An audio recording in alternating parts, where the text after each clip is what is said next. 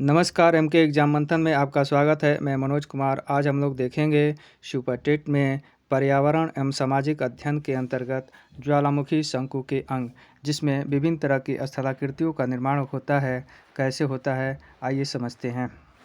ज्वालामुखी शंकु का निर्माण जो है होता है, इसके बारे में हम देखें। सबसे पहले यहाँ पे एक देखते हैं, नीचे ये पृथ्वी के अंदर का भाग है, जहाँ पे विशाल मैग्मा प्रकोष्ठ है।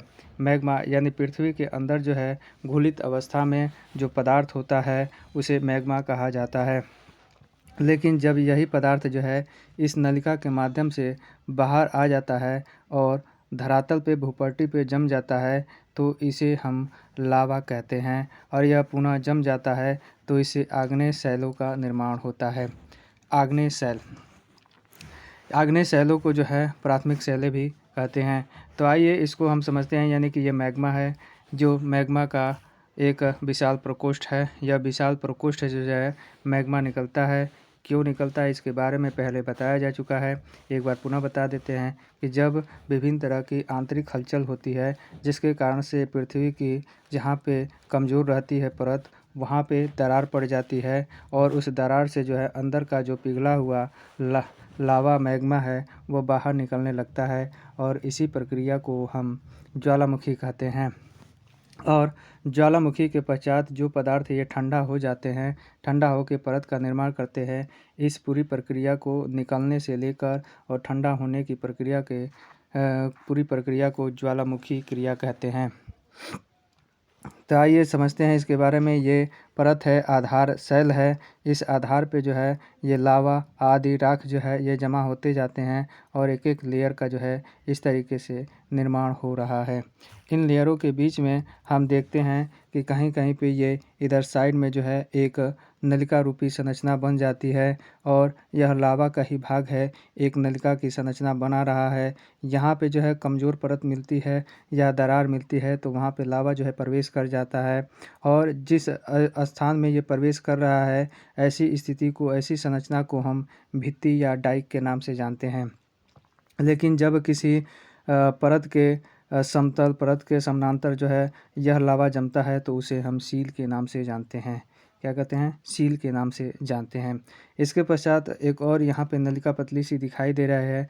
यह नलिका जो है जब एक द्वितीयक शंकु का निर्माण करती है, तो उसे हम लावा परजीवी शंकु या द्वितीयक शंकु कहते हैं। यह इस तरह से निर्माण करा, क्योंकि यहाँ से भी धुआं आदि विभिन्न तरह की गैसें जो है निकलती है, और इस तरीके से यह द्वितीयक शंकु बन जाता है। आइए अब और देखते हैं इसके बारे में। इसमें जो है यह लावा निकलता जाता है, तो विभिन्न तरह की परतें जो है ये निर्मित होती जाती है इससे। इसमें हम ऊपर के ये वाला जो भाग देखें, यह क्रेटर या वीवर कहलाता है, जो कटोरे के आकार का भाग है। इसके नीचे का भाग या नेक भाग या गला भाग कहलाता है इसका, और ये जो है पूरी एक लंबी पाइप होती है, मेन वेंट या मेन पाइप होती है। और इससे जो है ये कटी हुई दूसरी पाइपें होती हैं, जिन्हें हम डाइक के नियम से भी जानते हैं। इसमें विभिन्न तरह की ये जो स्तरें हैं, काली जो ये परतें हैं, इन परतों को ज्वालामुखी द्वारा उत्सर्जित लावा की परतें कहलाती हैं। और ये सफ़ेद जो परतें हैं, ये ज्वालामुखी द्वारा उत्सर्जित राख की परतें हैं, यानी राख से बनी परतें और लावा से बनी परतें होती हैं। इन्हें पार्श्व परत, ये किनारे वाली पार्श्व परत कहलाती हैं।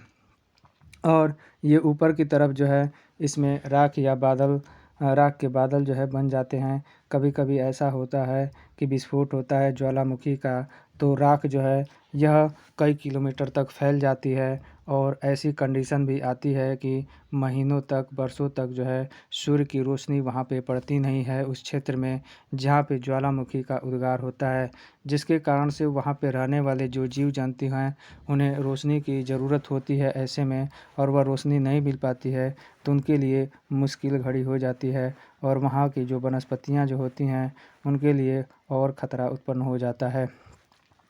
आइए अब देखते हैं, जब ज्वालामुखी विस्फोट होता है तो उससे विभिन्न तरह के जो है अणु या पदार्थ या कण निकलते हैं।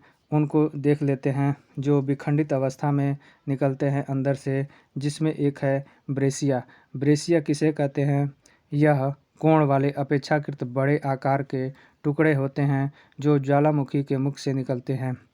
इसके अलावा दूसरा है प्यूमिस। यह प्यूमिस लावा झाग के ठंडा होने पर बने छोटे छोटे चट्टानी भाग होते हैं। इसके अलावा तीसरा है बॉम्ब। बॉम्ब ऐसे कण या कुछ इंच से लेकर कई फीट तक के व्यास वाले बड़े चट्टानी टुकड़े होते हैं जो ज्वालामुखी उद्गार के समय जो है बाहर निकलते हैं। आइए अगला देखते हैं लेपली। लेपली जो है इनका आकार मटर के दाने या अखरोट के आकार के टुकड़े के समान होता है।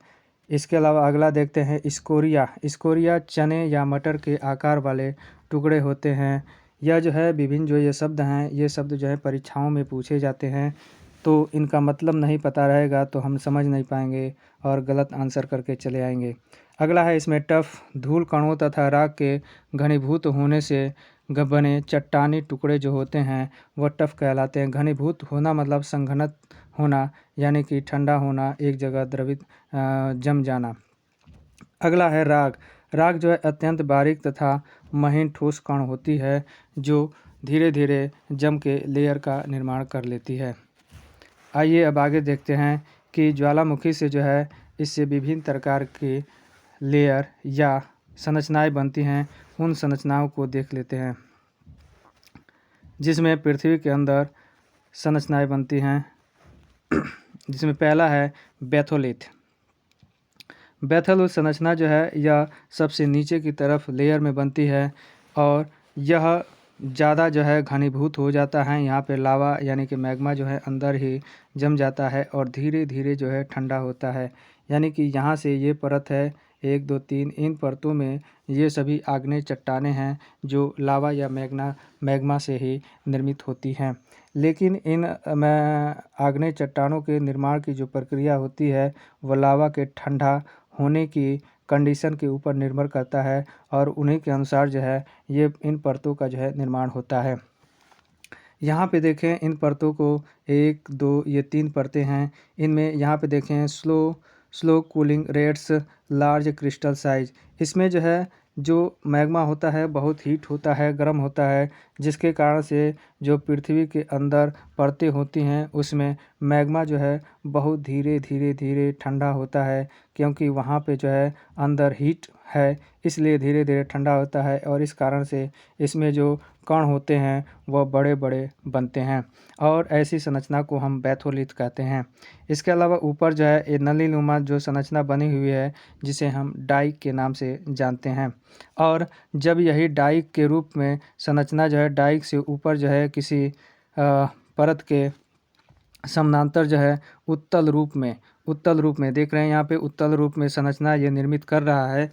तो ऐसी संरचना को जब लावा जमा हो जाता है तो उसे हम लेकोलिथ कहते हैं, यानी उत्तल रूप में जमा हो रहा है। इस प्रक्रिया को हम लेकोलिथ कहते हैं। यह परत के अंदर जमा हो रहा है, इस कारण से ये ऊपरी परत जो है उठ जाती है।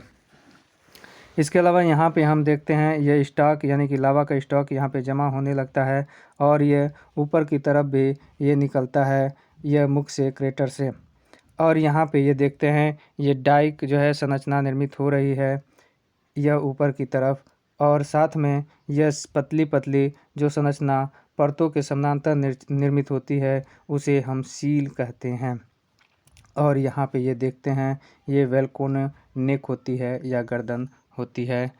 इसमें हम देखें ये ऊपर की जो परतें होती हैं उनमें जो है क्रिस्टलाइजेशन इसका धीरे धीरे होता है।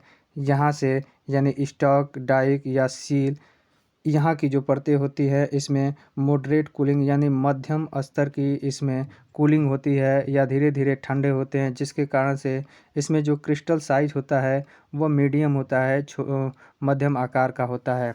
वहीं ऊपर जो है वोल्केनो के द्वारा जो मैग्मा निकलता है उन मैग्मा को जो है ऊपर के वातावरण में थोड़ी ठंड होती है, जिसके कारण से यहाँ पे जो मैग्मा जो है तेज़ी से जो है कूलिंग होता है या ठंडा होता है, जिसके कारण से वह तेज़ी से जो है जम जाता है। और ऐसी स्थिति में यहाँ पे जो क्रिस्टल बनते हैं, जो कण बनते हैं, इसके अंदर के चट्टान के वह छोटे छोटे होते हैं। इस तरीके से यह पूरी संरचना समझ में आई होगी कि किस तरीके से जो है आग्नेय चट्टान बन रही हैं और इस आग्नेय चट्टान में जो बन रही है इग्नियस चट्टान, वह इग्नियस चट्टान जो है कूलिंग के आधार पे या जो मैग्मा है, मैग्मा के ठंडे होने के आधार पे 3 प्रकार की हो जाती हैं। बड़े आकार वाले कणों के आधार पे बनी परतें, मध्यम आकार वाले कणों के आधार पे बनी परतें और छोटे आकार वाली परतें। तो इस तरीके से उम्मीद है यह पूरा लेक्चर या पूरा वीडियो समझ में आया होगा, आपको अच्छा लगा होगा। तो मेरे वीडियो को लाइक कर दीजिए, शेयर कर दीजिए और मेरे चैनल को सब्सक्राइब कर दीजिए। नमस्कार।